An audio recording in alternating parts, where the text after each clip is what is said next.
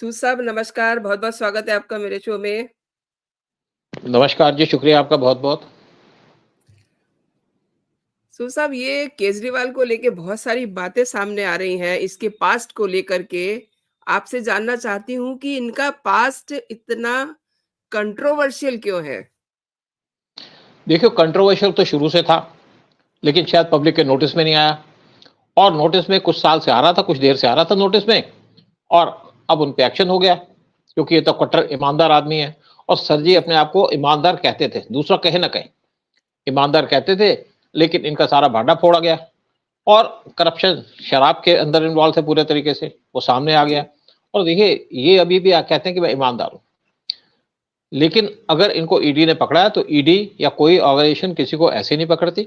उनके पास पूरा प्रूफ होता है, पूरी नॉलेज होती है तभी करते हैं और जब ये केस कोर्ट में जाता है तो ईडी वहां पे प्रेजेंट करती है। और जब केजरीवाल कोर्ट में चले गए तब भी इनको वहां से कोई राहत नहीं मिली, हाई कोर्ट चले गए वहां भी इनको राहत नहीं मिली। इसी तरीके से इनके जो साथी थे वो भी हाई कोर्ट में गए, सुप्रीम कोर्ट में गए, बार बार बेल लेने के लिए, उनको भी कोई राहत नहीं मिली। या तो हमारे कोर्ट झूठे हैं जैसे केजरीवाल एक प्रूव करना चाहते हैं, या ये कंट्री के अंदर कोई सिस्टम ही नहीं है। लेकिन केजरीवाल के कहने से कोई सिस्टम खराब नहीं होता और सारी दुनिया को पता है इंडिया डेमोक्रेटिक कंट्री है, यहाँ किसी को पकड़ के जबरदस्ती जेल में आप रख नहीं सकते और अगर आपके खिलाफ सीरियस चार्जेस हैं तो ये आपको जेल में रखा जाएगा।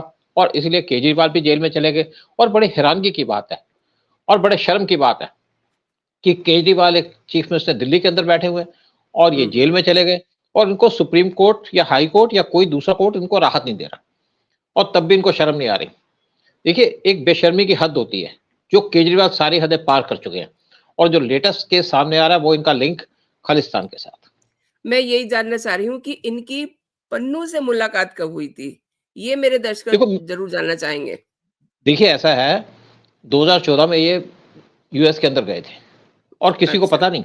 ये जो आम आदमी है जो अपने आप को आम आदमी कहता है और खास आदमी है, ये यूएस में ट्रैवल करता था, फॉरेन कंट्रीज में ट्रैवल किया और 2014 के अंदर रिचमंड के अंदर एक गुरुद्वारा था, वहां इनकी मीटिंग हुई कुछ खालिस्तानियों के साथ और पन्नू के साथ भी इनकी मीटिंग हुई और पन्नू ने क्लेम किया है कि उन्होंने इसको करोड़ों रुपए दिए वहां पे और वो चाहते थे एक जो खालिस्तानी जेल के अंदर बैठा है इंडिया के अंदर, दिल्ली के अंदर, उसको छुड़वा लिया जाए जिसकी इन्वॉल्वमेंट है टेररिस्ट एक्टिविटीज के अंदर और केजरीवाल ने उनको प्रॉमिस किया था। और मैं आपको एक बड़ी क्लियर बात कह दूं कि ये सारी इन्फॉर्मेशन रॉ के पास थी, क्योंकि हम हमारे पास कोई भी ऐसी चीज आती है तो रॉ के लोग बाहर गप्पे मारने बैठे नहीं होते। सारी इन्फॉर्मेशन कलेक्ट की हुई थी, सारी इन्फॉर्मेशन रखी हुई थी, लेकिन उसके ऊपर एक्शन नहीं लिया गया। उसके भी बहुत से रीजन है क्यों एक्शन नहीं लिया गया। क्या रीज़न समझते हैं आप? पहले उसी पे बात करते हैं। देखिए पहली बात तो ये है कि उस टाइम पे ना तो केजरीवाल पे शक था कि केजरीवाल की एंटी इंडिया एक्टिविटीज होंगी या एंटी नेशनल एक्टिविटीज होंगी और दूसरी बात उस टाइम पे एसएफजे, सिख फॉर जस्टिस, जी, ये बैंड ऑर्गेनाइजेशन नहीं थी और खालिस्तान का कोई लोग झंडा तो उठाते थे, बात तो करते थे, लेकिन हुँ, गवर्नमेंट ने कभी उस टाइम पे इसको सीरियसली लिया नहीं और ना कोई हुँ। सीरियस इशू था उस टाइम पे खालिस्तान का। और जब इसको बैन किया गया उसके बाद स्पेशल नजर रखी गई खालिस्तानियों के ऊपर। अगर ये बैन की होती ऑर्गेनाइजेशन तो उस टाइम पे केजरीवाल से पूछताछ की जा सकती थी कि आपने क्या किया, क्यों गए। लेकिन ये ऑर्गेनाइजेशन कोई थी नहीं उस टाइम पे, आप समझिए कोई इसकी बात ही नहीं करता था खालिस्तान की। खालिस्तान की बात तो पिछले शायद 2-3 साल से सामने आनी शुरू हुई।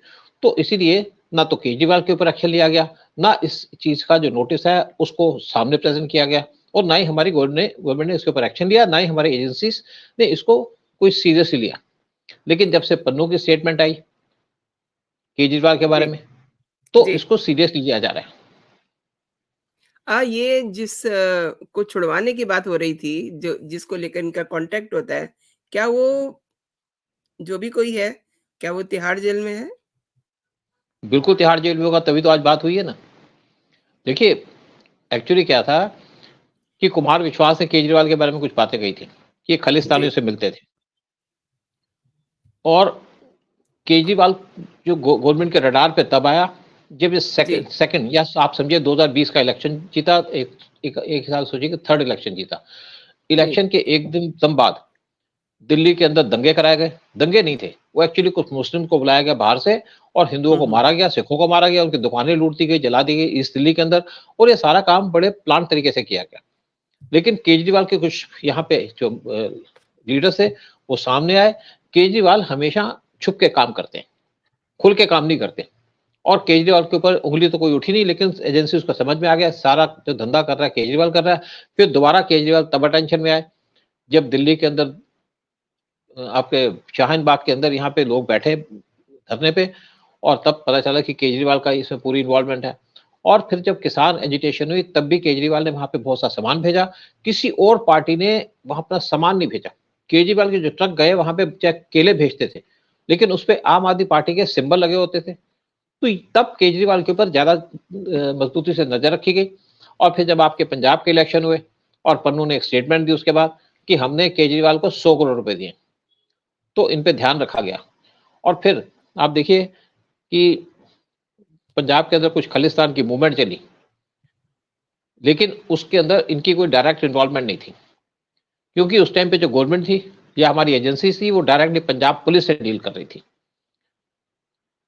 तो इसलिए इनके ऊपर ज्यादा शक की बात तो नहीं कही, क्योंकि ये डायरेक्टली तो कोई कनेक्शन नहीं कर रहे थे। लेकिन अब पन्नू की स्टेटमेंट आ गई कि उसने कहा कि मैंने केजरीवाल को तब भी पैसे दिए थे और पंजाब इलेक्शन में भी पैसे दिए थे। और केजरीवाल इस टाइम पे इनका जो एक करेक्टर था कि बड़े ईमानदार आदमी है, वो समझ आ गया सबको कि ईमानदार तो होंगे लेकिन इनकी कमीज मैली है। और अब इनके ऊपर एक तो शराब घोटाले के ऊपर केस चल रहा है, और इनके ऊपर पूरी इन्वेस्टिगेशन करके पूरी रिपोर्ट तैयार करके इनके जो लिंक है खालिस्तान के साथ वो भी सामने लाए जाएंगे। एक चीज़ सर ये जानना चाह रही हूँ, आपने कहा कि इनके लिंक को सामने लाया जाएगा। ये बातें 2014 की हैं, तब से जी। लेकर के मतलब किसी को पता ही नहीं चला कि ये अंदर देखिए खाते मतलब इसकी पोस्ट पर बैठ कर के इस तरीके की हरकतें कर रहे हैं। आई मीन देशद्रोह की बात बनती है ना सर? देखिए, पहली बात कि 2014 के अंदर सिख फॉर जस्टिस बैन नहीं था, इसलिए आप उसको राइट। किसी भी तरीके से इलीगल नहीं कह सकते। देखिए क्या हुँ, हुँ। होता है, हमारी एजेंसी क्या करती हैं, ये जो भी इंसिडेंट होती है उसकी रिपोर्ट तैयार की जाती है। ये तो है नहीं कि वहाँ पे घूम रहे होंगे, खुलेआम वहाँ जा रहे होंगे, खालिस्तानी से बात कर रहे होंगे, तो इनकी रिपोर्ट तो तैयार की गई, लेकिन गवर्नमेंट को रिपोर्ट प्रेज़ेंट नहीं की जाएगी। मैं 2000 के आसपास लंदन में था, तब भी वहाँ पे सिखों की डेमोंस्ट्रेशन होती थी। हम उनकी फ़ोटो खींचते थे, उनके बारे में डिटेल इकट्ठी करते थे, सेंटर को भेजते थे, लेकिन उस टाइम पे हमारी गवर्नमेंट डिफरेंट टाइप की थी। वो एक्शन ये लेना चाहती थी। और देखिए जब ये वहाँ गए थे यूएस के अंदर, उस टाइम पे मोदी गवर्नमेंट नई-नई बनी थी, या उस टाइम पे कांग्रेस गवर्नमेंट होगी, और जब मोदी गवर्नमेंट पावर में आई, तो मोदी गवर्नमेंट किसी भी इश्यू को टैकल नहीं कर रही थी। उनका पूरा कंट्रोल नहीं था।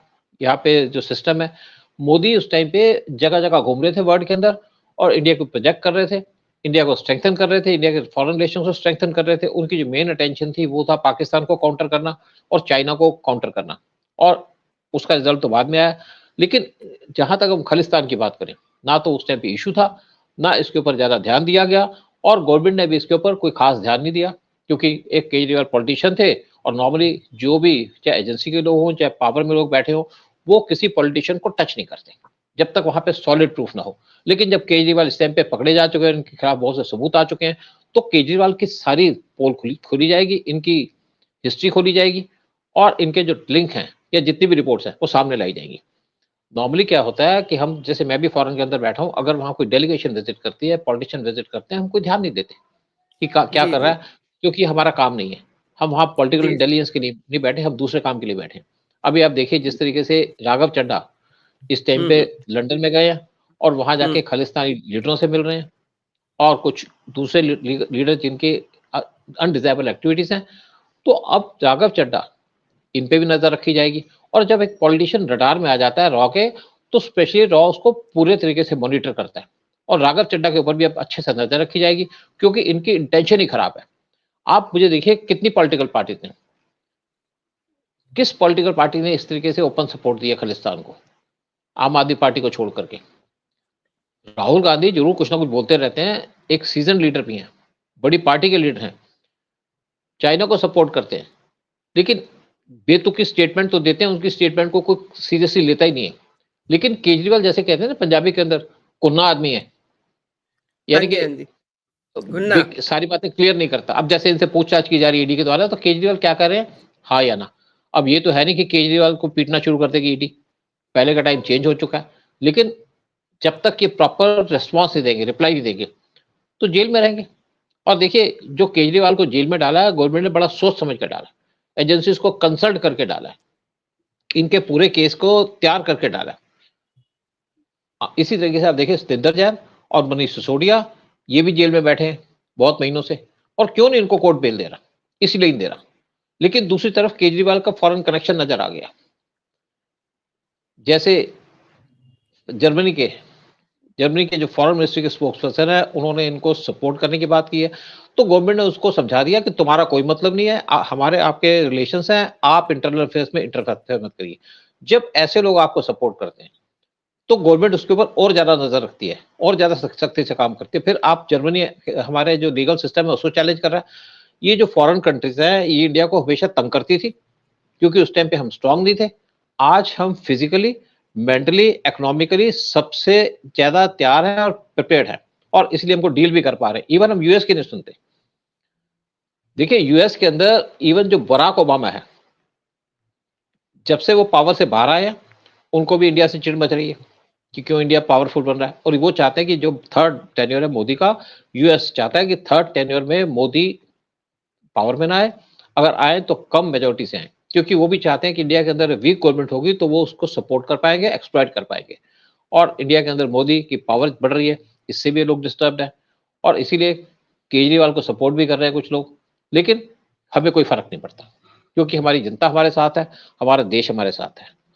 आपकी बातों से मैं ये समझ पा रही हूँ कि अ, प्रधानमंत्री नरेंद्र मोदी सत्ता में दोबारा ना आए, उनको कमज़ोर करने के लिए कहीं न कहीं जो विदेशी ताकतें हैं, वो केजरीवाल को यूज़ कर रही हैं। Is it? बिल्कुल, केजरीवाल हो या कोई और भी इश्यूज हो,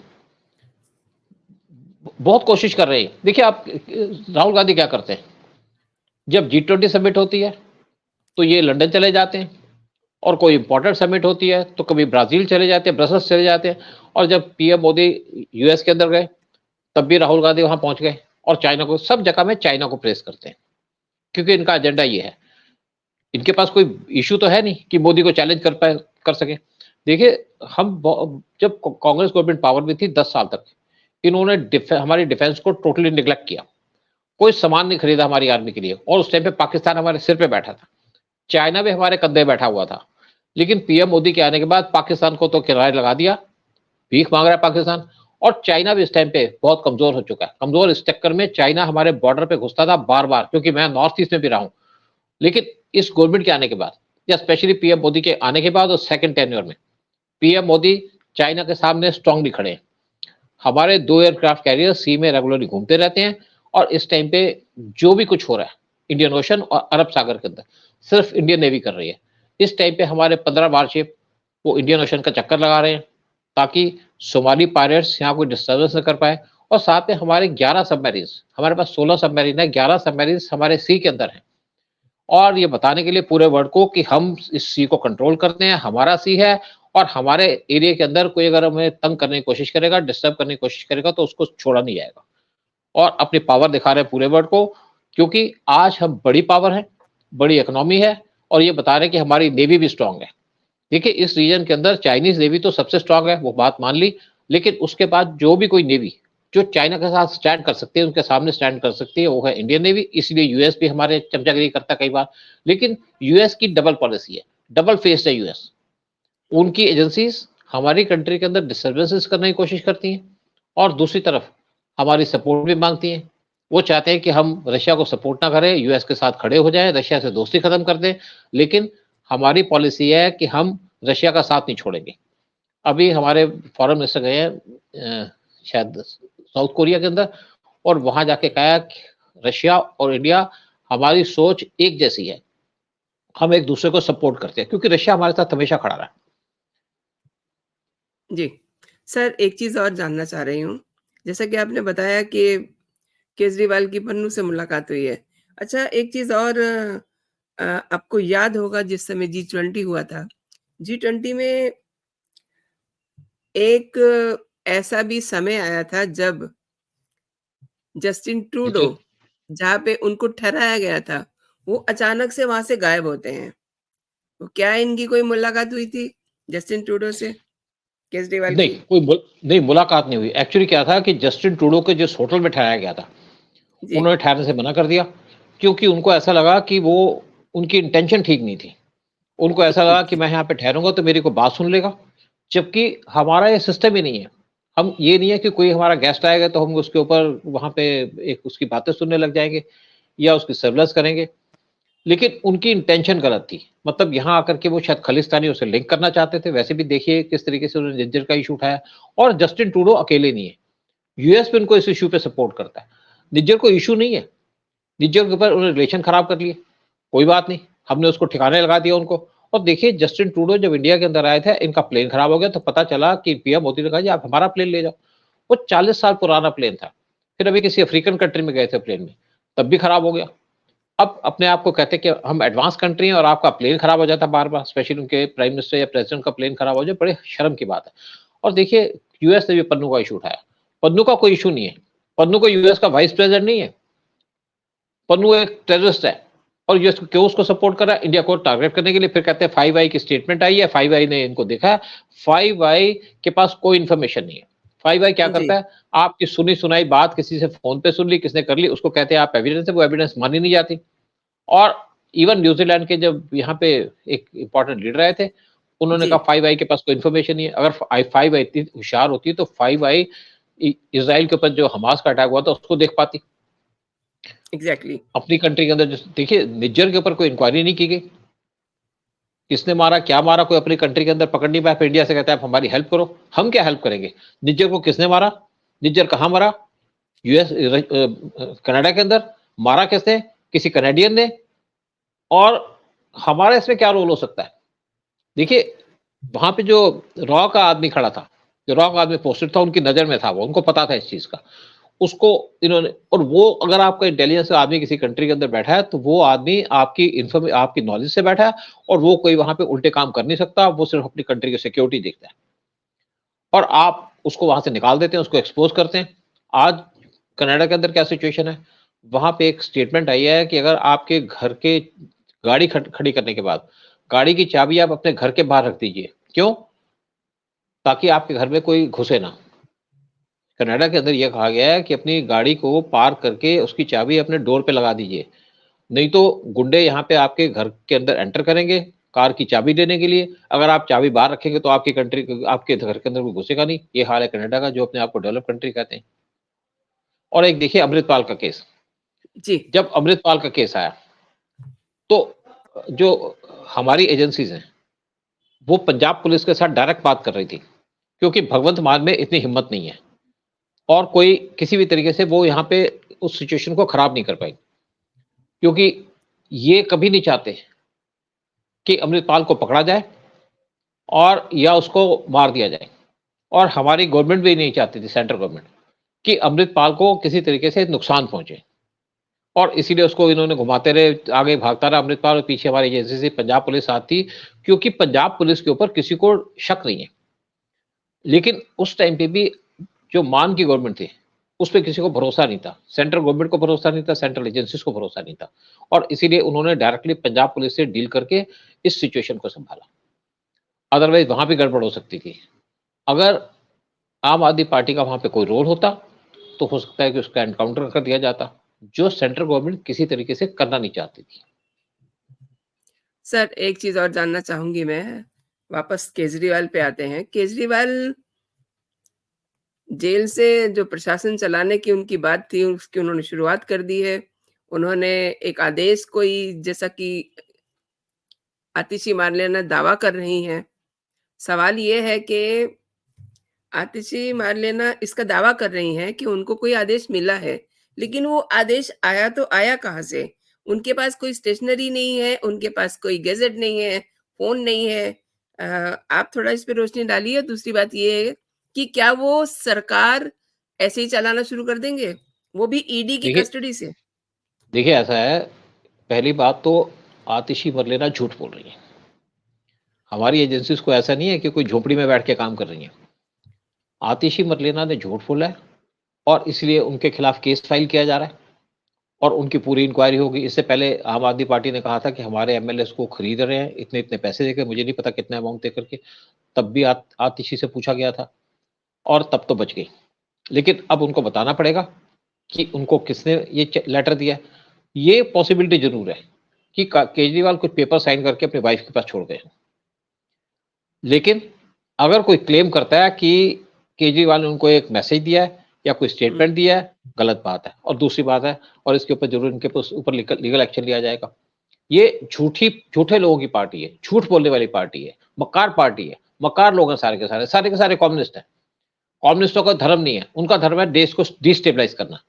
मुझे नहीं पता इनको किसने इतनी अकल दी है कि आप अपनी कंट्री को डिस्टेबलाइज करिए और इसको नुकसान पहुंचाइए। ये हमारे दुश्मनों से मिले हुए हैं। जब 1962 का वार हुआ था तब भी कम्युनिस्टों ने चाइना को सपोर्ट किया था, जो इंडियन कम्युनिस्ट थे। चाइनीज कम्युनिस्ट अपनी कंट्री को सपोर्ट कर रहे हैं, जो हमारे कम्युनिस्ट हैं वो चाइना को सपोर्ट कर रहे हैं, उनके लिए खून दे रहे थे, उनके लिए कपड़े दे रहे थे। तो आतिशी मत लेना झूठ बोल रही है और सारा का सारा झूठ सामने आ जाएगा कि क्या केजरीवाल ने वो किया। और दूसरी बात यह है कि ये अपनी गवर्नमेंट वहां से चला ही नहीं सकते। देखिए, केजरीवाल का एक प्लान था, जब पंजाब में जीत गए खालिस्तान की सपोर्ट से, तो केजरीवाल वहां के चीफ मिनिस्टर बनना चाहते थे और अपनी वाइफ को दिल्ली का चीफ मिनिस्टर बनाना चाह रहे थे। लेकिन पंजाब के जो सिख हैं उन्होंने कह दिया कि यहाँ पे जो सीएम बनेगा वो सिख बनेगा। देखिए, पंजाब में जो इन्होंने पंजाबी सूबे की बात की थी उसमें यही था ना कि भाई जो हमारे जो सिख हैं वो उनके कंट्रोल में सारा कुछ हो, तभी तो हरियाणा अलग हुआ या हिमाचल अलग हुआ। तो अब कैसे वो एक्सेप्ट कर लेंगे कि किसी आप नॉन सिख को यहाँ बिठा दो, वो भी जस्टिफाइड है। तो केजरीवाल को वहां झटका लगा। और कुमार विश्वास ने एक और बात कही है कि केजरीवाल खालिस्तान के प्राइम मिनिस्टर बनना चाहते थे। इनको लगा कि यहाँ पे कांग्रेस की गवर्नमेंट है, कमजोर गवर्नमेंट है और खालिस्तान बन जाएगा, मैं वहां का पीएम बन जाऊंगा। लेकिन ये गवर्नमेंट कमजोर नहीं है और खालिस्तान का इशू आप देखिए बहुत जल्दी खत्म हो जाएगा। इलेक्शन होने दीजिए, यूएस भी घुटनों पे आ जाएगा, कनाडा भी भाग जाएगा यहाँ से, क्योंकि एक तो यूएस के अंदर जो बाइडेन पावर से निकल जाएंगे, ट्रंप आ जाएंगे जो इंडिया को सपोर्ट करेंगे, रशिया को सपोर्ट करेंगे। और दूसरी तरफ कनाडा की भी जो पीएम है वो वहां पे इस टाइम पे बहुत नेगेटिव एस्पेक्ट में है, लोग उनको अच्छा नहीं मान रहे, तो वहां भी गवर्नमेंट चेंज हो जाएगी। और वैसे भी जब पीएम मोदी थर्ड टेन्योर में आएंगे, अगर वो अच्छी मेजोरिटी से आते हैं, 400 पार कर लेते हैं, तो पूरा वर्ल्ड उनके सामने झुक जाएगा। वैसे भी देखिए पूरा वर्ल्ड झुका हुआ है इंडिया के सामने, इंडिया की स्ट्रेंथ देख करके, इंडिया की पोजीशन देख करके। और सी के अंदर तो इंडिया ने अपना करिश्मा दिखाई दिया। सोमाली पायरेट्स उनको कब्जे में कर लिया, बांग्लादेश के लोग थे उनको छुड़वा दिया, बेल्जियम के लोग थे उनको छुड़वा दिया, फिर पाकिस्तान के और ईरान के उनको छुड़वा लिया। तो हमने तो पूरा एरिया अपने कंट्रोल में कर लिया, क्योंकि आज हम बड़ी पावर है इसलिए बड़े काम कर रहे हैं। बिल्कुल सही कहा आपने। और अगर प्रधानमंत्री नरेंद्र मोदी ये खुद कैलकुलेट कर चुके हैं कि वो 400 पार जाएँगे, तो वो 400 पार ही जाएँगे, उससे भी ज़्यादा मिल सकता है। लेकिन जो उन्होंने कहा है उससे कम नहीं होगा। एक चीज़ और जानना चाहती हूँ मैं, आतिशी मारलेना के लिए आपने कहा कि उनकी कुछ जाँच चल रही है, तो क्या इन्वेस्टिगेशन एजेंसीज़ आतिशी मारलेना के पीछे भी लगी हुई हैं? देखिए, अभी मैं तो नहीं कहूँगा एजेंसी पीछे लगी हुई है, लेकिन वॉच तो रखेंगे ना। वॉच इसलिए रखेंगे, आप उल्टी सीधी स्टेटमेंट देते तो आप वहां पुलिस जाएगी उनसे पूछताछ करने के लिए कि आपके पास कहाँ से डॉक्यूमेंट्स आए, तो उसको बताना पड़ेगा। बाकायदा उन्होंने प्रेस कॉन्फ्रेंस की है। आप कहें हाँ, तो तो मैं वो ये प्रेस कॉन्फ्रेंस दिखाती हूँ नहीं आपको। नहीं, वो मैंने देखा उसको। ये देखो झूठ बोलने, अब इनका दूध का दूध पानी का पानी सामने आ जाएगा। दिखा दे उनकी चिट्ठी और फिर उनको बताना पड़ेगा केजरीवाल ने कैसे बाहर भेजी। ऐसे तो है नहीं ना आप स्टेटमेंट देके भाग जाओगे कि मेरे पास आई है मैं नहीं बताऊंगी। अरे बताना पड़ेगा तुम्हें, बहुत तरीके हैं हमारे पास पूछने के। और दूसरी बात ये है कि फिर तो ईडी भी फँस जाएगा ना। ईडी जांच नहीं एजेंसी इज़ अ प्रीमियर जांच एजेंसी। उनकी कस्टडी से अगर कोई चिट्ठी बाहर आ रही है, तो ये तो सवाल उन पे भी है ना। देखिए, पॉसिबल ही नहीं है। मैं भी इन्वेस्टिगेशन करता रहा हूं, हम भी लोगों से इंक्वायरी करते रहे हैं, पूछताछ करते रहे हैं। ये थोड़ी उसको हुँ, कहेंगे हुँ। तू कागज पेंसिल में लिख के दे दे, को मजाक है क्या? ये कोई आपके जी। क्या क्या सीपीडब्ल्यूडी की इंक्वायरी चल रही है। जी, जब जी। इंटेलिजेंस एजेंसीज, चाहे ईडी हो, चाहे सीबीआई हो, चाहे रॉ हो, चाहे आईबी हो, जब इंक्वायरी करती हैं तो प्रॉपर तरीके से इंक्वायरी करते हैं। जो इंक्वायरी करती हैं वो क्लोज रूम होता है, वहां से ना कोई बाहर आ सकता है ना जा सकता। फिर जो उनको रखा जाता है वहां पे, वो भी ऐसा रूम होता है कि कोई वहां सुसाइड ना कर ले। कागज पेंसिल तो बहुत दूर की बात है। तो कोई ईडी नहीं फंसेगी। ये एजेंसीज प्रोफेशनल एजेंसीज हैं। जी, आपने बिल्कुल सही कहा। एंड ऑफ दिस शो एक चीज़ और जानना चाहती हूँ मैं। अब जिस तरीके से इनको अभी ईडी ने अपनी कस्टडी में रखा हुआ है 28 तारीख तक के लिए।